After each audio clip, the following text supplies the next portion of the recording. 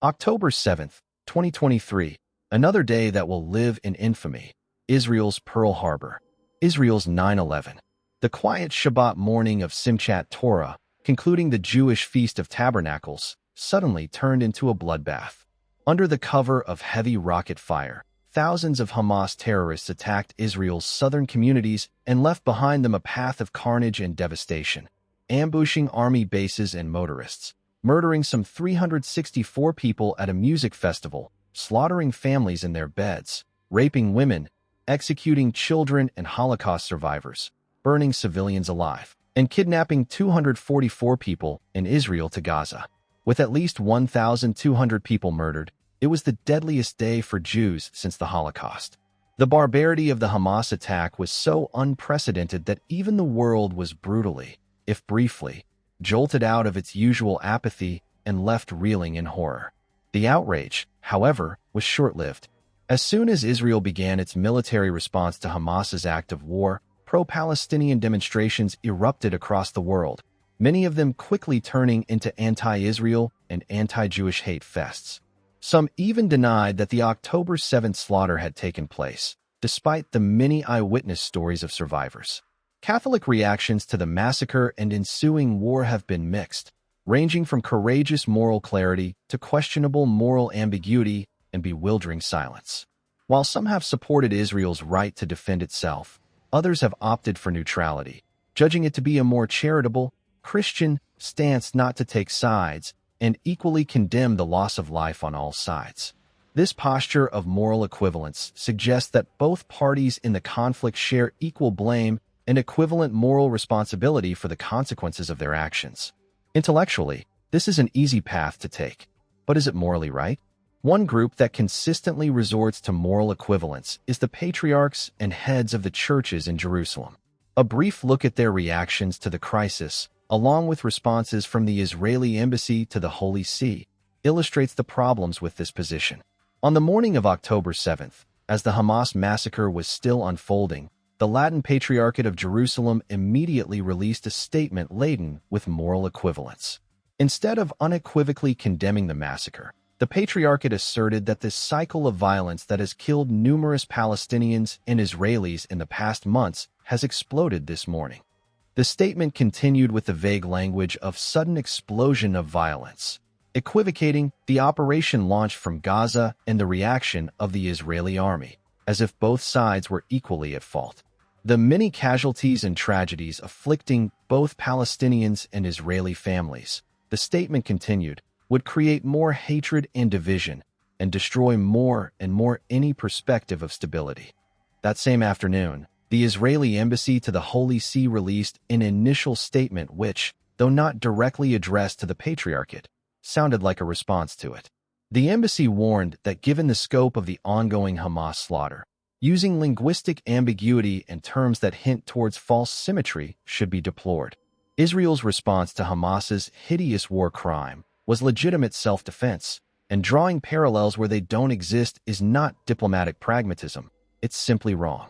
The patriarchs and heads of the churches in Jerusalem were undeterred. They released the next day a statement on peace and justice amidst unfolding violence that was just as morally ambiguous.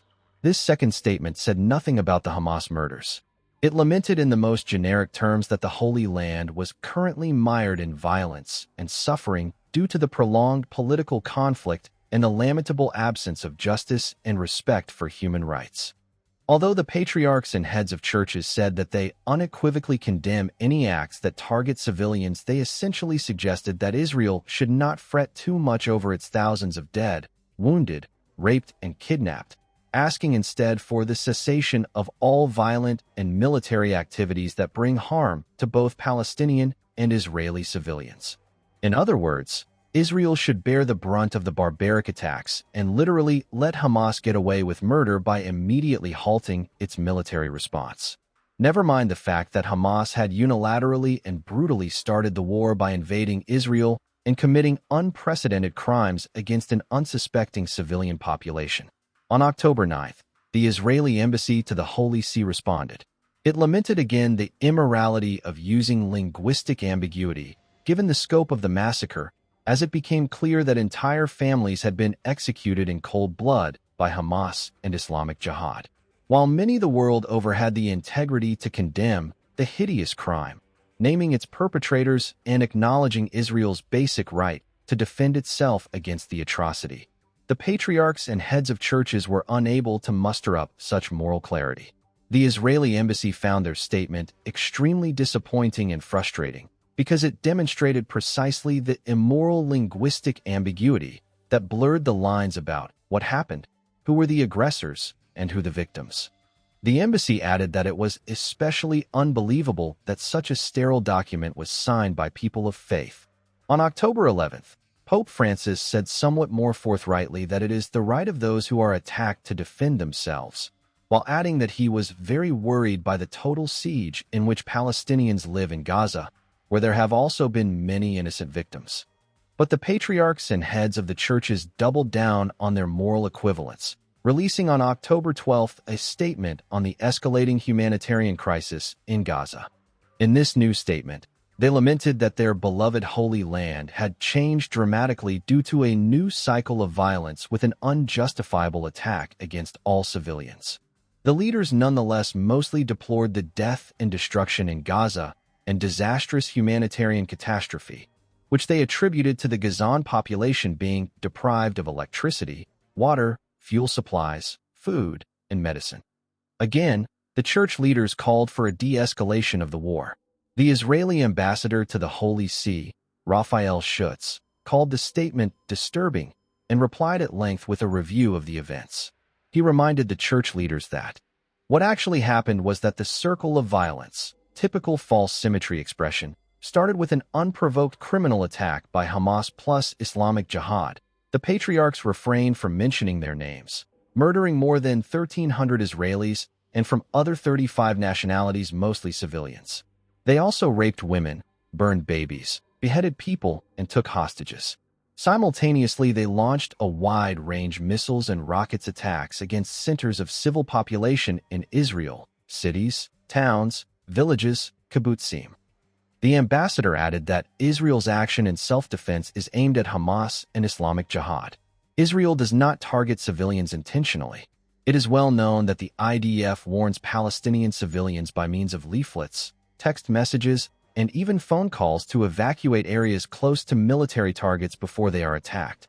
While the IDF goes out of its way to minimize civilian casualties, Hamas and other Palestinian terror groups do their utmost to maximize them, not only by indiscriminately murdering Israelis, but also by hiding among their own civilian population and using them as human shields, resulting in disproportionately high numbers of Palestinian casualties caused, deliberately, by Hamas. In this light, continued the Israeli ambassador, the declaration of the patriarchs could only be seen as unfair, biased, and one-sided. As for the death and destruction in Gaza, the patriarchs seemed to forget that Gaza is the basis from which the genocidal attack against Israel was conceived, planned, and executed. Who, then, is responsible for the death and destruction? The ambassador questioned why the patriarchs are so concerned about the well-being of this nest of evil and terror, but not about the devastated Israeli communities. Indeed, according to the latest polls, a majority of the Palestinian public support Hamas's armed struggle, terrorism, against Israel and the formation of armed groups to murder Israelis, a sad reality that casts doubt on the innocence of ordinary Palestinians in Gaza. Regarding the humanitarian situation, the ambassador replied, "Levels of food and water are monitored daily and are above the threshold defining humanitarian crisis. There is also sufficient amount of fuel and electricity in the hands of Hamas, but they prefer to use it to continue their terrorist criminal activities against Israel over helping the needs of the population they dominate. As it turns out, there is still plenty of water, food, fuel, and medicine in Gaza." Finally, the Israeli ambassador noted that the patriarchs singled out only one side by name, Israel, making unreasonable demands of the party that was viciously attacked. Hamas is never mentioned, and one gets the impression that the Palestinians have done nothing wrong. He concluded, "What a shame, especially when this comes from people of God." Schutz's efforts, unfortunately, again fell on deaf ears. On October 24th, the Latin Patriarch of Jerusalem, Pierbattista Cardinal Pizzaballa, released a letter to the entire diocese.